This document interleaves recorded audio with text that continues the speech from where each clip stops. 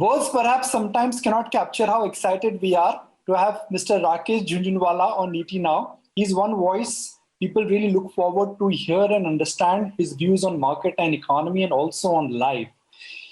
He is someone who has really taught me personally that how you can be successful and also live a simple life. He's just turned 60, so we'll certainly go beyond market and talk about how will life change for Rakesh Jhunjhunwala now that he's 60. Mr. Jhunjhunwala, so good to have you back on ET Now. Hope everything is fine and safe with you and your family. Yeah, thanks for inviting me, and so far so good. I'm going to start our today's interaction with a quote of yours, which is, bull markets always climb the wall of worry, and when you see a lot of worry in the world, you get excited. March was when everybody was worried. Right now looks like there is no worry in the world. So do you think markets right now have only normalized or we've extended ourselves? No, whether I watch ET Now or any channel that I watch, there is only worry, I think. There is a lot of disbelief in the market, and we have gone through the classical birth of a bull market where there is a sharp fall and there is a sharp recovery, right? And everybody is dumbfounded. Therefore, nobody believes in the rise. I don't think any of the people I meet or I talk to when I watch the television, nobody is believing in this market, right? And second thing, I feel this market is, in 2002, I wrote a piece of article in the Economic Times that India is on the verge of a secular structure and secular bull market. I feel like writing that article again. I think, this bull market is not only going to be about the stock market, it's going to be about India. People are going to be surprised at the way Indian growth is going to recover and how it is going to sustain and further recover. That's my personal opinion, right? I differ from most Indians on it, and I reserve the right to be wrong. But suddenly, nobody's worried about the COVID cases, at least, both locally and globally. There is a rise, but markets are not focusing on it.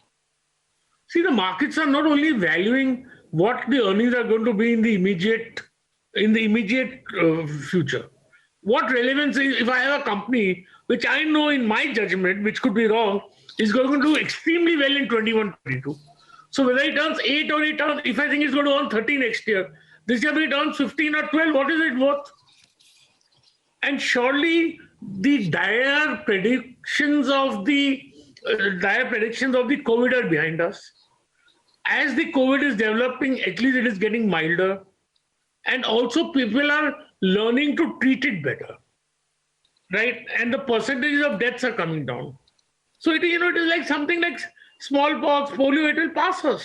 We learn to live with it. After all, what is it? It's a flu, it's not a cancer, right? So I think that is what, it's not that COVID is going to be the impediment in the progress of humans or economic progress of humanity. It's not it's not as much a changing event as it was being predicted, according to me. So what, to your mind, Mr. Jhunjhunwala, will be the shape of the recovery? Will it be a broad-based recovery? Will it be a nuanced recovery? Well, I think, see, the sectors which have been hit the most are hospitality and restaurants. There the recovery could be gradual, right? But I can predict one thing to you, that people are, a lot of restaurants will close, but a lot more will open, let me tell you, right? So those industries may open a little later. I think others will return to normal quite fast and with a vengeance. So where do you think this crisis is going to leave scars and marks which would be permanent in nature?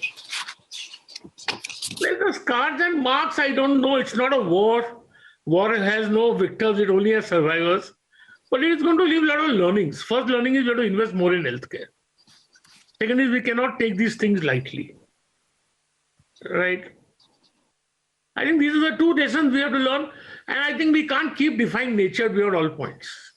In media, we extensively spoke about when GST was to be launched, when RERA was implemented. But government in last 2 weeks has done 2 reforms, one on labor and second on APMC. Nobody's talking about it.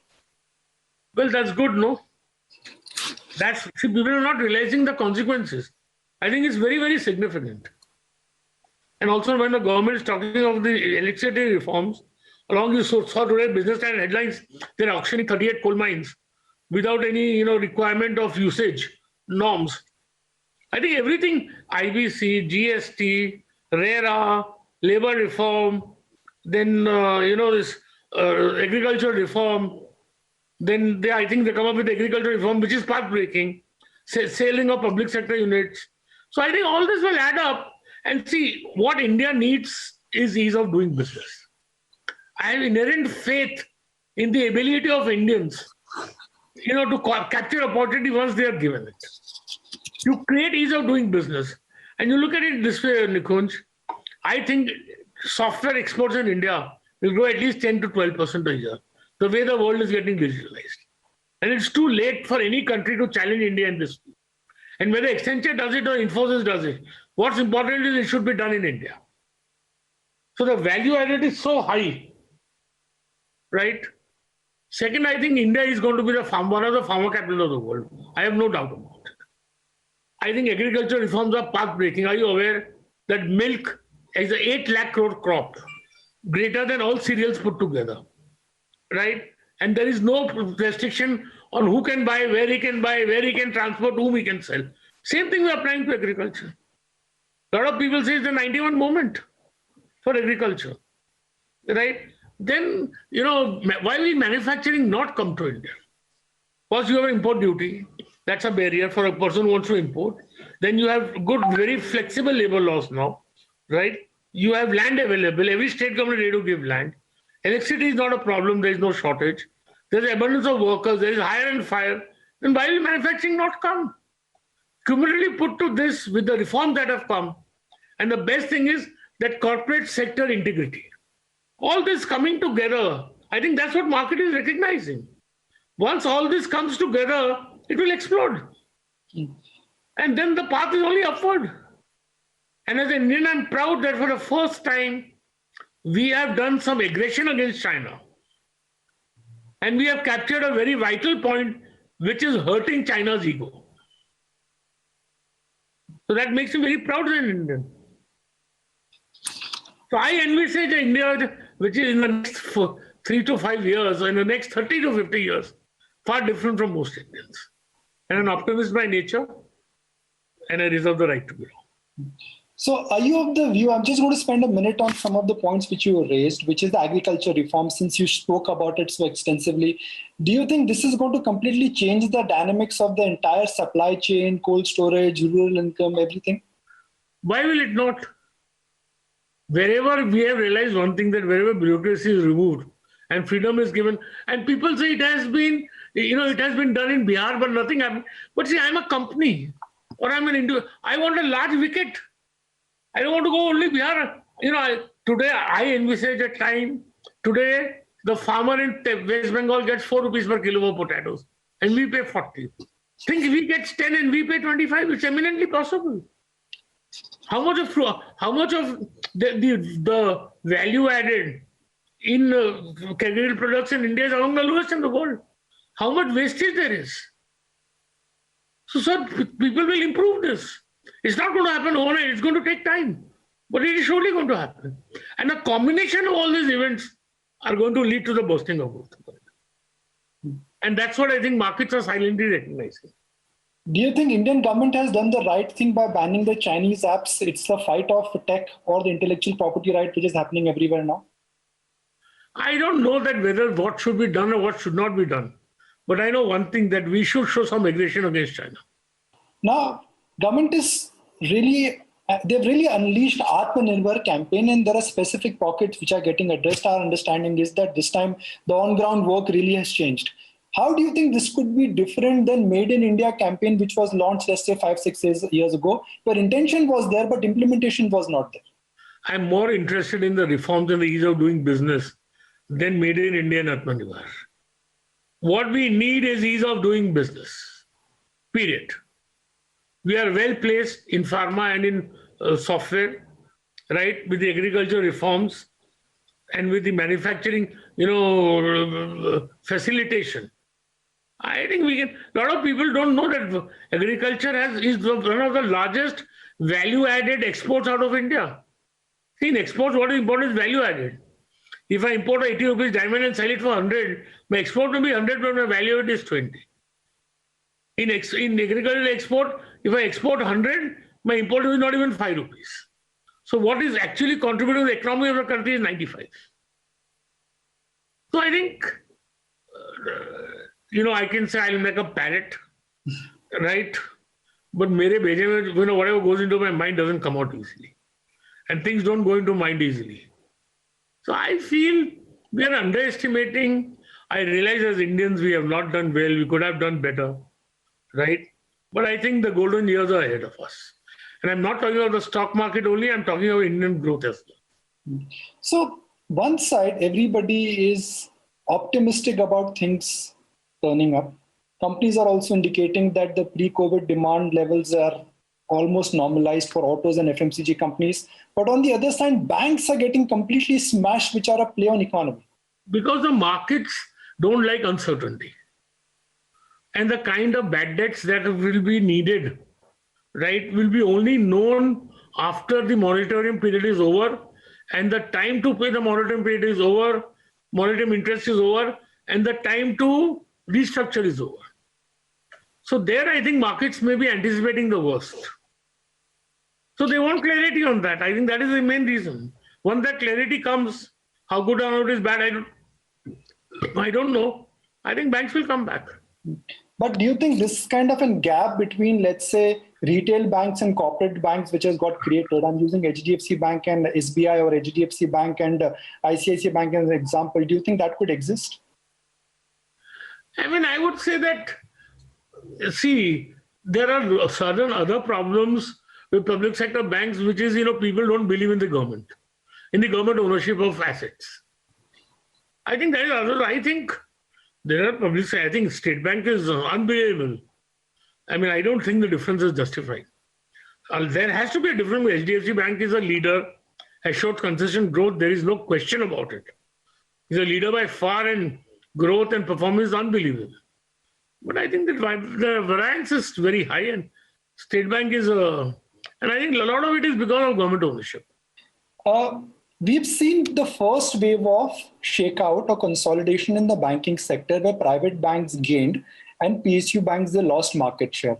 Now, is there a possibility of a second round of shakeout where the old banks like a Federal, Karur Vyasa, they will shake out and they will lose market share to the big banks? See, my personal opinion is that when the economy does well, right, it is anybody who has a deposit franchise who will survive and grow. Because how can you lend if you don't have a deposit franchise?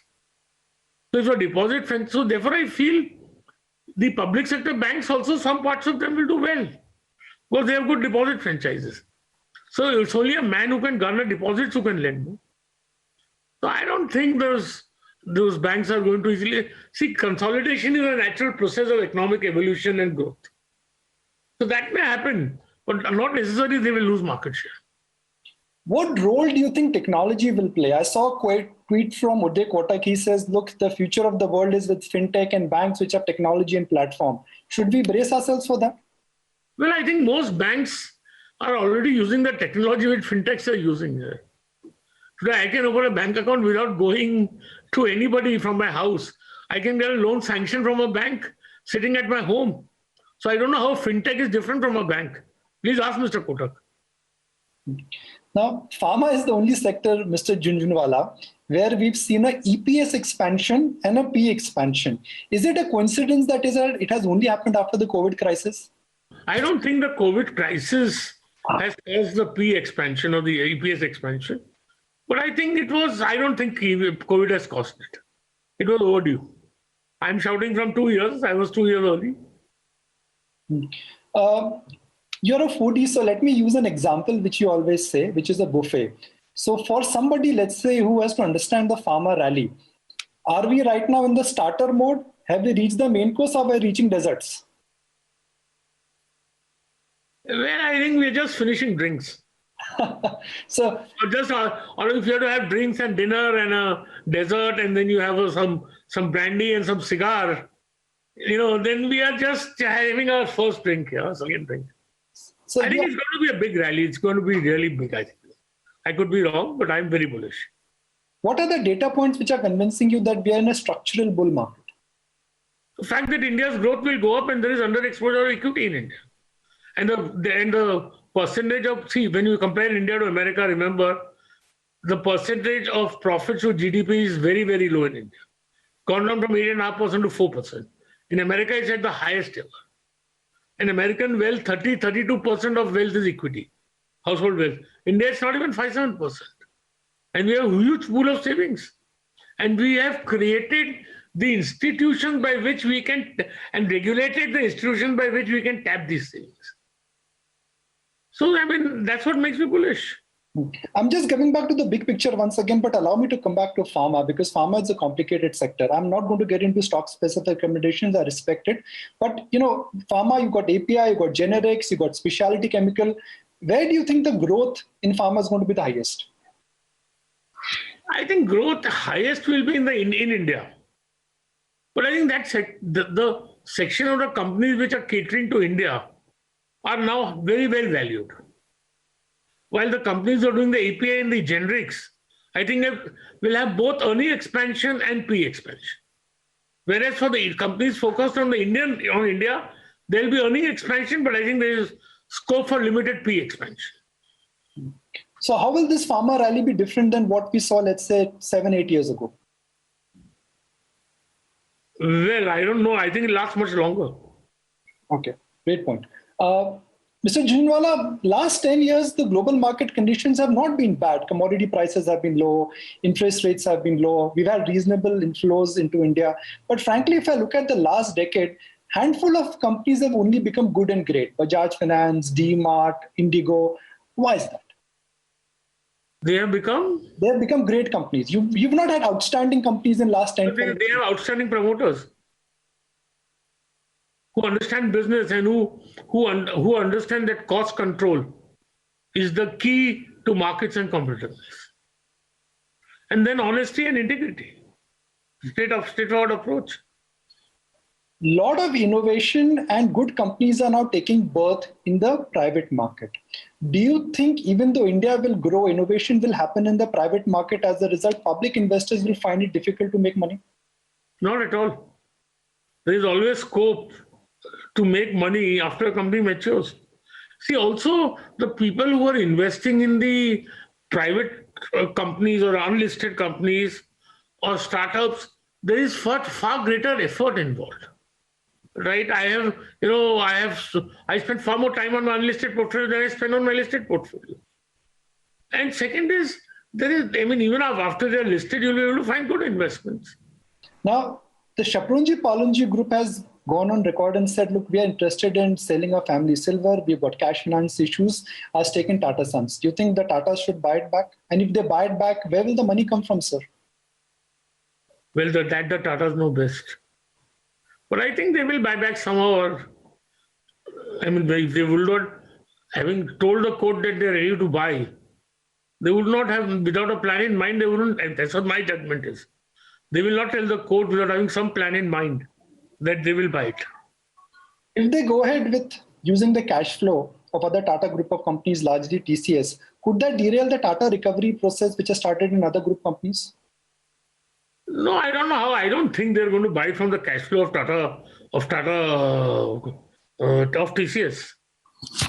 There is a possibility that you can buy it by selling a stake of TCS, but you can't buy it by using the cash flow of TCS. TCS cannot buy Tata Sons shares because it's a subsidiary of Tata Sons. Yeah, fair point. I missed that one. So is it just a coincidence that you've taken outsized bets in Tata group of companies even after COVID, Tatacom, Indian Hotels, just a coincidence? No, it's not. It's got nothing to do with what Shapoorji Pallonji is doing. It's happened to do with the fact of the opportunity of the company, the area it is in, the sheer management changes, the sheer emphasis on cash flows, right? So I have not taken a particular company or bought it because it's a Tata Group company. I have bought it because of the company and because what the Tatas are, Tata now is doing is the emphasis on cash flow and the correct business policies. It was in 2018 you said that the best thing that has happened to Tata is that Chandra has taken over. And you said you were confident he will deliver. Are you now excited that almost all group companies have turned around?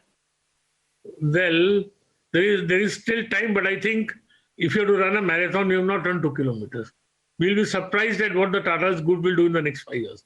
That is my personal opinion. I have reserved the right to be wrong. So what is your view? I mean, what could happen there? Nothing. The companies will do well. That's what will happen. In the last AGM of Tata Motors, Chandra said that they are aiming to make Tata Motors debt-free. Is it possible to make such a large business, such a big company which has a lot of debt-free? Of course. Impossible is a word in the dictionary of fools here.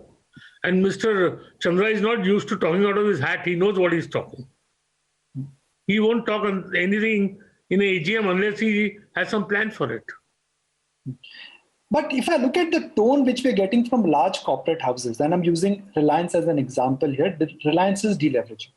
Tatas are looking at deleveraging. What does that just tells you about the risk appetite the corporate India and the big houses are ready to take in terms of leverage bets? They will all see, according to me, this is the best time to invest.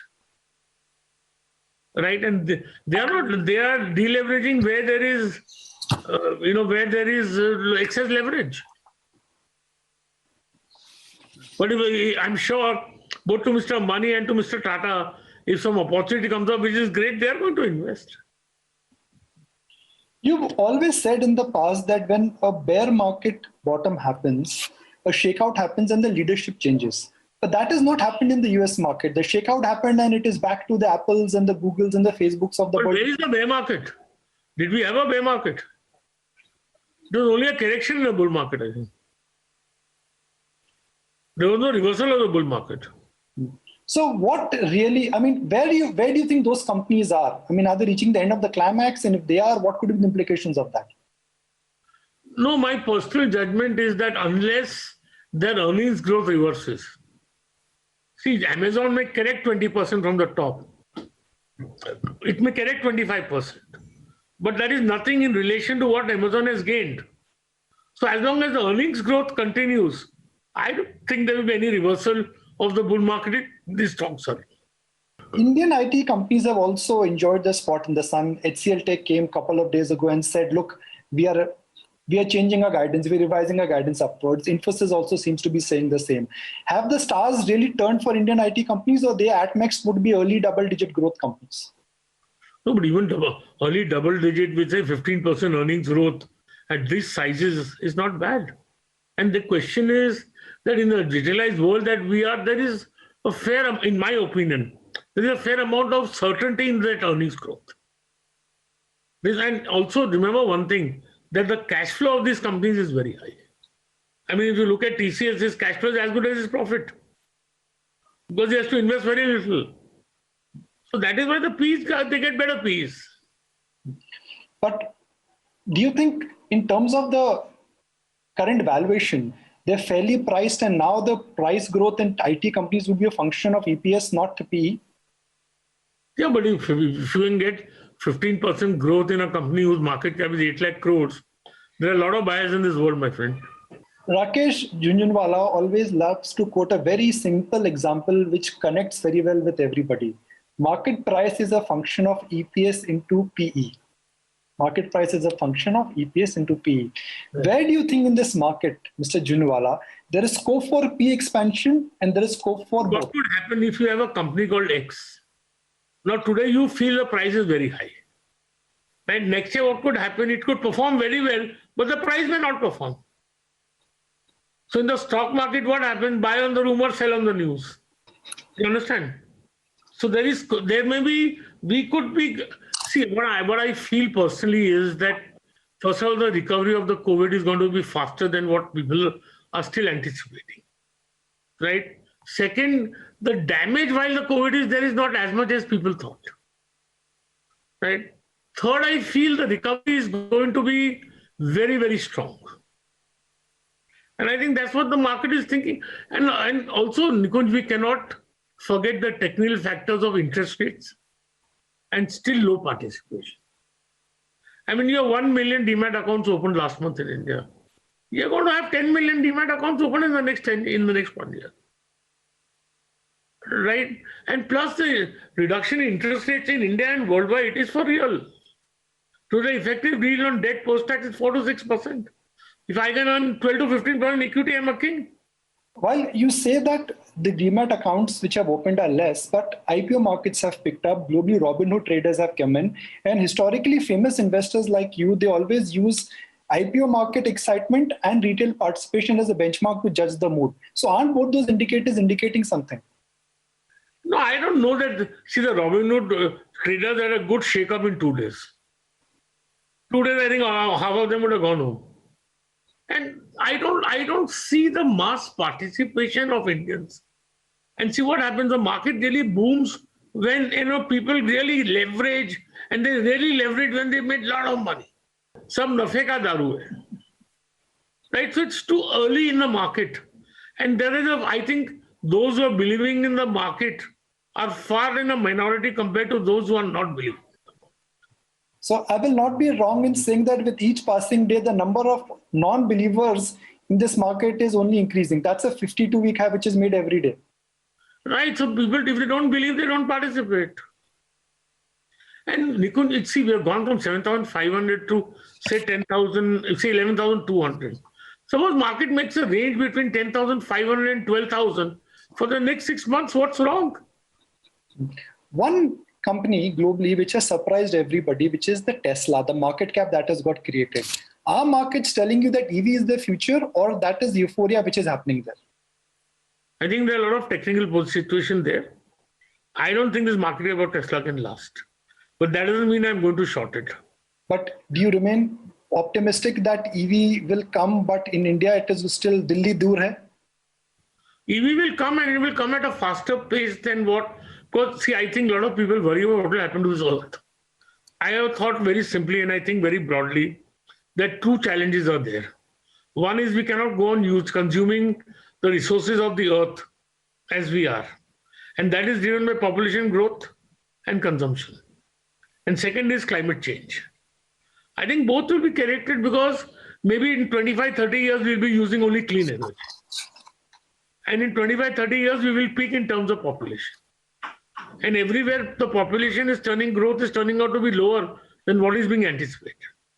So I feel we are going to have clean energy, but I don't feel that necessarily the entire market will belong to Tesla.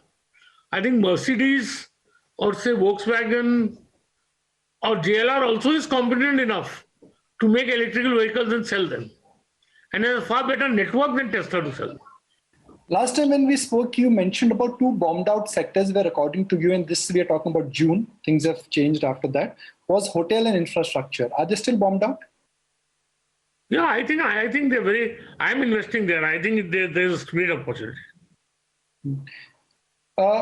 One would like to draw your attention to why everybody is saying value investing is dead, whether it is PSUs, a stock like ITC, State Bank of India. I'm just using that for reference. Is it true that value investing is dead? No, I personally feel that all these stocks will really gain in the second stage of the bull market. Because when the valuation differences will become outlandish. See, public sector basically is technically the problem is the government not having a very well defined disinvestment program. I mean, Hindustan Aeronautics is a great stock. Government today owns 85%. Every year they come and sell 5%, 7%, 8%. So then there is, how will the stock gain? Second, also because of the past, like, you sold HPCL to ONGC. So, all these things are not liked by the market, and therefore there is uncertainty. So I think that is the ownership is the prime reason for, according to me, for the discount in the public sector. Commodities are also bombed out. Is there a mean? They are recovering now. And the fact is that commodity earnings do fluctuate. No? If I look at Liver's earnings, they are linear. If I look at Vedantha's earnings, they are not linear. Do you think a silent time-wise correction has started in FMCG stocks? Nobody is talking about it today, but 10-12%, all these stocks are down from the highs. But if you gain 60% or down 10%, what is it? Nothing can be absolutely linear in price. There has to be a resting point. But I think they are fundamentally in a bull market, and they will remain in a bull market. Because see, the good quality companies in India are very few. Those who generate true cash have integral management and share it with shareholders, and have good competitive position in the market, and have large markets. So these are the companies which are getting the Ps. We spoke about defense manufacturing in 2014, and that time we said, look, I'm betting on Indian defense manufacturing to become a large sector, and India could actually start exporting defense. That time it was unreal, but now parts are coming together. Is that idea which you would be pursuing? No, there are not many private. I don't want to go invest in the public sector ones, and the private sector ones, there are not many. But I think India will become a big hub of defense manufacturing. What are the data points which you are tracking right now, which if they reverse, will change your view? Sentiment. Or the COVID turns out to be far, far, far worse than what we think. See, Nikunj, it's not like, Mr. Buffet says, it's not profitable to bet against America. It is not easy. It will not be easy to reverse India's growth. That's my belief. Certainly. But let's say, I'm putting a hypothetical case here because we don't have a breakthrough on the vaccine yet. If the vaccine, God forbid, we all are praying that it should come early. If the vaccine is delayed by another year, distribution is delayed, will markets lose patience? It's difficult to predict but I don't think the markets are contingent only on the vaccine. I personally think maximum after March things will be absolutely normal. Because there is very good chance to develop herd immunity. You'll get a treatment where it will be treated like a flu. Don't forget 25 lakh Indians have flu every day. Right? So therefore various factors can play out. A medicine can come. The ability to treat this disease has vastly improved over a period of time. Looking at the government finances right now, for an investor, is one better off not buying into government-dominated sectors, infrastructure, road construction, because there is no money? No, but also the number of players have come down like anything. No? And earlier people took contracts on the basis that government will pay. Now they don't take the contracts only. So government has learned to pay. As a long-term investor, Mr. Jhunjhunwala, you position your capital to benefit from future trends. That's what every investor does. So if one has to look at the shape of the Nifty in 2020, in 2030, 2028, what could be the shape of the Nifty? Because every 10 years it changes. Next 10 years, what will happen? Yeah. It will be higher. How much higher, I don't know. No, I'm not talking about the number, the number here, sir. I'm talking about, let's say, in terms of a sectoral contribution. When you started your career, commodity was a large part of Nifty. I think pharma contribution will increase. That much I can tell you. IT contribution will increase. Banks will have a very good contribution. Right? Manufacturing will also, I think in India, everything is going to progress, Nikunj. But somewhere when we look at the consumption in India, and you've been making a point that, look, India per capita is going to go higher and bin spending is going to come. Our per capita is still stuck at $2,000, $2,200. Yeah, but, it can improve dramatically. Why can't India be a $10,000 a year per capita country? But to reach there, don't you think something massive has to happen on ground? No, in India, nothing massive is going to happen. Everything is going to trickle. What I'm saying that trickle now is now becoming big, massive. When do you think pricing and discipline will come back to the telecom sector? Well, you please go and ask the three players. I know you have used in the telecom sector, but as an investor, what is your view? I have no idea. Difficult to predict. Difficult to predict. Do you think in general, equity investing is not that lucrative what it was because of tax? There's tax on dividend. There is long-term tax. There is short-term tax. A couple of years ago, it was not there. I think it remains lucrative in spite of the tax. Somewhere, do you think the alternatives are also fully taxed? A dividend is fully taxed now. Capital gains is still concessional. So to that extent, it is okay, but of course, it is far lesser than earlier. You've been making a point from several years now, almost half a decade, more than half a decade, that real estate you should buy if you want to live in a house, don't invest in real estate. Is that a bombed out space you would like to go now?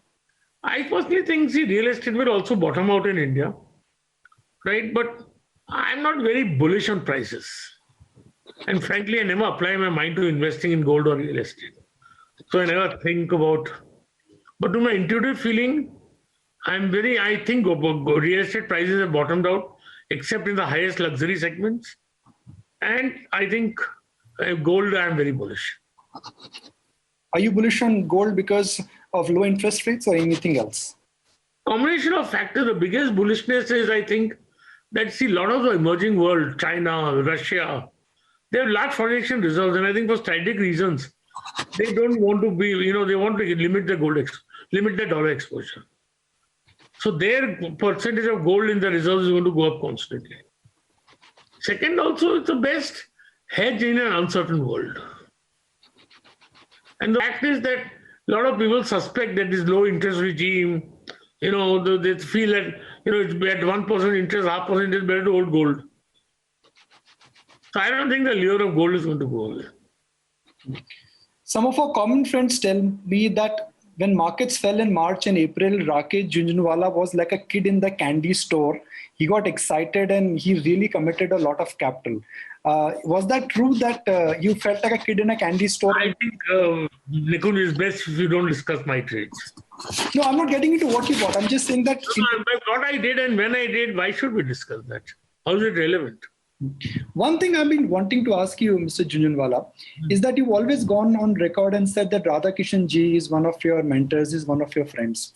But frankly, if I look at his portfolio, your portfolio, even though you're constructing... nothing in common. Why is that? It's a coincidence. Or maybe it's a difference in the approach to investing. He likes to invest in the potentially safe and mature companies. I like to, if you invest in all the small cap, mid cap, also he sells very fast. Right? And I tend to invest in the more riskier companies. Do the rules of investing, have they changed when you started your career in 1980s versus now? Because that time interest rate, technology, everything was different. No, I don't think the rules of investing have changed. The learnings of investing for me have been more. What I've learned and the pace at which I'm learning today is far greater than the pace at which, with every passing day, because I have an attitude of having an open mind. And because I have the 30-year experience, the pace of learning is far greater and faster than it was earlier. I'm still learning. So what is one thing you've really learned as an investor in the COVID crisis? In the COVID crisis, I think what I've learned as a human is that we will shoulder all crises. Humanity will fight all crises. Nothing's going to happen. Do you think optimism is the most important thing for anybody to be a successful investor? You need to be optimistic. Absolutely. So how come you have so much of infectious optimism always? What influences you? What gives you this optimism every time I speak to you? Well, because my judgment says, कि आएगा आएगा हमारा दिन भी आएगा. And God has been kind to me. He's made me successful. I think successful people tend to be more optimistic. They always look at the brighter side of things. Earlier, a couple of years ago, information was not freely available. Now a lot of information is available. People are sharing their views on Twitter. Blogs have been written. Do you think in general investors have become far more aware but far less patient? I don't know, but now there is so much information, difficult to keep up with it. That I know. And investors, see, the question is, the importance is the data. More important is the analysis and conclusion. So the data available is huge and is transmitted very fast. But boss, the real skill lies in the analysis and the conclusion. You're a very quick decision maker. And I've heard stories where you've taken a decision to invest 5-7% in a company in less than half an hour. Yeah. How do you make up that template in your mind? Well, they say no. When I told Rekha, I said, I'm going to get married to her. I made up my mind in 5 minutes. So, just talk, because see, the mind unconsciously is always working. We invest in the realm of possibilities. If I feel the valuation is right, the opportunity is good, then what do we wait for? I bought stocks, VIP, I bought it, say, from 12 rupees to 30 rupees. Right? I bought Lupin in 7 days. So if you feel the opportunity is so large, what are you waiting for? And remember, it's uncertain world. It's like marriage, you have to decide. It will be known only after the marriage. You can't keep vacillating. So you decided in 5 minutes to marry Mrs. So Junjunwala. no analysis paralysis. Yeah. But you decided in 5 minutes to marry Mrs. Junjunwala. When did she decide? How much time did she take to I've say? never asked her. Mrs. Junjunwala, now that you've touched 60, how will life change for you? Well, I think I've become far more mature, far more softer in my approach to other humans, right? Greater realization that we have limited life. We have to do what is needed for good health. And that I got to accentuate my efforts to donate money.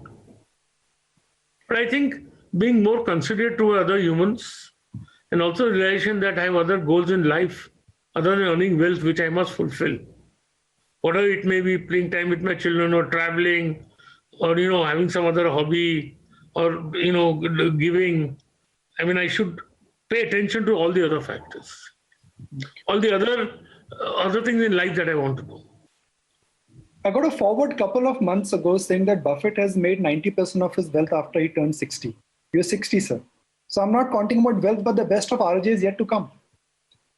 Well, that will always be there until my last. That hope will always be there. That is why there is that optimism. If that hope dies, the optimism dies. What is the first thing you will do when you will step out of the house? I know you've been staying at home right now when the COVID crisis gets over. Go to Golden Dragon and have dinner. So before we wrap, and since this is something which millions of investors have been wanting to understand, if you have to talk about a mega bull market, what do you think would happen in this mega or the mother of the bull market? What could be, because Nifty doubles or the index doubles, it doubles in every 3 years. See, Nikhil, to numerically go into all this is very difficult, right? But what will happen is that equity will give a rate of return far greater than other assets. That is what is going to happen. And, you can surely see 12 to 15% nominal, earnings growth, GDP growth in India, according to me, as high as 12 to 14% on a continuous basis, which would lead to 20-25% corporate profit growth, which could be explosive for the market. Why do you think markets have gone wrong? And last question, Mr. Junjunwala, have been so wrong in predicting earnings? 3-4 years now. Well, because I don't think people have been wrong in predicting earnings.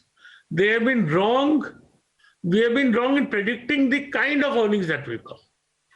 Well, sir, we've covered a range of topic today. You've given us almost 45 minutes. We've spoken about your views on markets, life in general. So stay safe, and I look forward to see you very soon and meet you in person. And thank you very much once again.